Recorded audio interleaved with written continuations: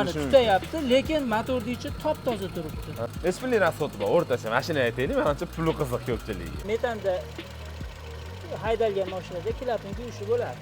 Telefon qiladi, "Ha aka, mashina qizyapti, tutab ketyapti." Shupini ko'tarsangiz, uje tutashni boshlayapti, ko'ryapsiz. Iloji bo'lmadi, perivalga chiqolmadi mashina. O'sha yerda glyushitrini yordi, tozaladi. Hattoki mana akkumulyatorgacha sepyapti. 270 mingda bu holat yaxshi holat. Zo'r holat. Qip-qizil bo'lib antifriz zo'r holatda turibdi. Assalomu alaykum, Rizmat servis obunachilari, yaqinlar, qadrdonlar. Bilasizlar, biz YouTube kanalimizda sizlar uchun manfaatli, foydali bo'ladigan videolarni berib boryapmiz. Bu videoda sizlar avtomobilni bozordan olayotganlaringda, albatta ko'rib olayotganlaringda nimalarga e'tibor berish kerak? Ustakam bilan xudo xolasa ma'lumot beramiz, aka. Yaxshimisizlar? Asosiy nimaga e'tibor berasiz, nimadan analiz qilib olish mumkin? Botir aka, shu haqida ma'lumot bersangiz. O'zi mana shu soha, mana shu ish bo'yicha video olmoqchi edik. Как раз mana o'rtog'imga где-то 1 oy bo'ldi mana shu mashinani olganimizga. O'zim birga chiqib olganman. Asosiy e'tibor beradigan joylari motorda asosiy ishlashiga, keyin mana yoqda kirishkasini ochganingizda qarang, mana normalniy holatda turibdi. Mashinani probegi 270 ming kilometr bo'ldi hozirgi kunda.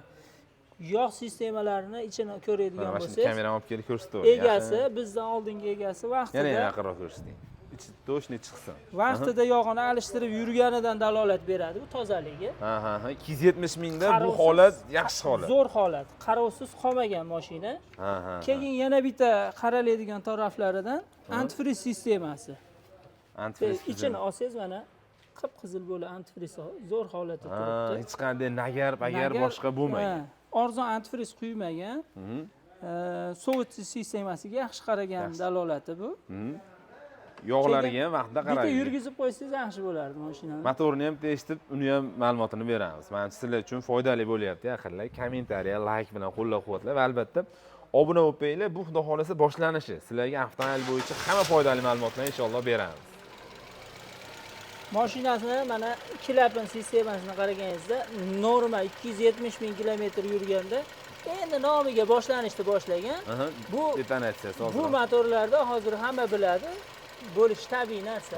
Gazda, metanda haydalgan mashinada klapin kuyishi bo'ladi. O'zi tem bo'lib 100 mingdan o'tganda boshlanadi, ko'p kilometr, 150 ming kilometr oralig'ida bo'ladi.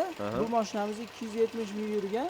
Juda ham hali ehtiyot qilib minilgan ekan. Gazini qachon qo'yilgan bilmaymiz. Ochilmagan holatda turibdi motorlari. Hozir biz sizlarga yana bir nechta avtomobillar misolida ko'rsatamiz. Hozir mana shu mashinaning ishlashi 270 ming yurgan probegi zo'r holatda. Soat ishlayapti desa bo'laveradi. Boshqacha shovqin yo'q, qo'shimcha hamma narsa yo'q bunda. Yo'q. Navbatdagi avtomobilimiz bizda Matiz avtomobili. Hozir buni qanaqa tekshiramiz, qanaqa holatda sizlarga ko'rsatamiz. Bu mashinamiz hozir yurib turishi normal holatda. Ovozlari, bitta silindri ishlab qolmay, hali qaltiragan yo'q. Hamma yo'q joyida. Buni ham mana shupini ko'tarsangiz, uje tutashni boshlayapti, ko'ryapsiz? Shupini tutsangiz, uje yo'qoladi. Tutyapti. Yana bitta alomati mana vozdux filtriga qarasangiz, ko'rinadiki mana yog' chiqarib, hattoki mana akkumulyatorgacha sepyapti. Ko'ryapsiz? Bunda motor nosozligi bor. Necha pullik rasxod bor o'rtacha? Mashina aytaylik, menimcha puli qiziq ko'pchiligiga. Endi buni taxminan men hisoblab bilmayman endi to'g'risi. Hozir buncha mo'ljal qilishni bilmayman. Lekin mana shu mashinani ko'rsalari o'tirgan. Ko'rsalari o'tirgan. Shubni ko'tardingiz, mana ko'ryapsiz, tutun haydayapti. Demak, bu yog'da rasxod qilyapti. Yog'da rasxod qilyapti. Hattoki mana ko'rdingiz, akkumulyatorgacha sepyapti. Endi qolgan sistemalarni ham bir ochib ko'rsatib qo'ysangiz. Hozir oldin endi yoshligimizda metan, propan kam bo'lgan. Benzinda haydalgan mashinalarni kirishkasini olsangiz, 80% qop-qora bo'lardi. Yana bitta metanning yutuq tomoni yog'ni kuydirmaydi. Hozir mana ochib ko'rsangiz, tiniq turgan bo'lishi mumkin. Tutyapti, lekin motorning ichi top-toza turibdi. Bu metanda yog'ni kuymasligini hisobiga motorga hali nagar yopishgan yo'q. Nagar bo'lmagan. Lekin ko'rsalari o'zi vaqt soatidan o'tagan. Demak, birinchi o'rinda shubni ko'tarib ko'rsa ham bo'lar ekan, yurib turib. Mana shubni ko'tarib ko'rsa ham bo'ladi. Ko'rsataman, mana uji haydashni boshladi. Tutun ko'rinyapti, kameraga chiqyapti. Mana shu tutun. Demak, yog'ni rasvotini. Alomati. Keyingi mashinamiz bizda Hyundai Accent mashinasi. To'g'risini aytsam, bu o'zim mashinam. Shu bahonada Bahodirxon akamga bir qator tekshirtirib olaman, holati qanaqaligini. Ha, aka? Bu mashinalarni hozir mashina purushlar bozorga olib chiqadigan bo'lsa, bilasiz, hamma yo'g'ini yuvib tozalab chiroyli qo'yadi. qilib chiqishadi. Oladigan dehqon minadigan odamlarga iloji bo'lsa, motorist usta tanishini olib chiqsa, o'sha ko'rib biladi, ha. Motor qanaqa holatdaligini. Hozir mana shu turishda mana buni ham kirishga proglatkalar qo'ygan, namlab qo'ygan. Bular haligi deyarli unaqa muammo ish emas. Ularni alishtirib qo'ysa, yana boboyagida yuraveradi. Bu motorlar juda ham pishiq chiqarilgan. Egasi qachon motor qilaman ekan deb orzu qiladi. Lekin motori pishmaydi bulardan ancha-munchaga. Yoqilg'ini yaxshisini quyib yurilsa, yaxshi yuraveradi. Shu mashina oladigan odamlarga iloji bo'lsa bitta motorist bilan chiqsa yaxshi. Buni ham hozir qopqoqlarini ochib bir ko'rsatib bersa menimcha yaxshi bo'ladi. Mana siz o'zingiz propan qo'ydingiz-da? Ha, men o'zim qo'ydim. 70 mingdan oshiq benzinda yurgan bu mashina. Buni ham mana yog'larini kirishkalaridan ko'rsa bo'ladi. Eski egalari juda ham ehtiyot qilib, iloji boricha vaqtida alishtirib yurgan. Nagar yopishgan yo'q bunga. Va mashinalarigacha qorayib ketib qoladi. Qarovsiz minilgan mashinada. Temboli benzinda yurganida. Antifrizlarga keladigan bo'lsak, bularda ham mana antifrizlar tiniq holatda turibdi. O'sha yashil rangda ekan. Nagari bilinib turibdi. Yurgizib qo'ysangiz motorni bir ovozdan eshitamiz. Men o'zim buni aka o'ta zo'riqtirib minaman bu mashinani. Misol Toshkentga ko'p boraman.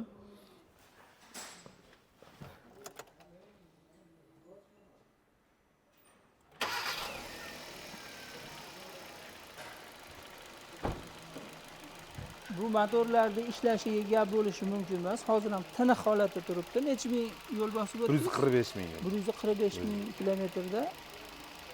Buni ham xuddi mashina purishlarga bunday tozalaydigan odamga bitta tozalatsangiz, yangidan farqi qolmaydi.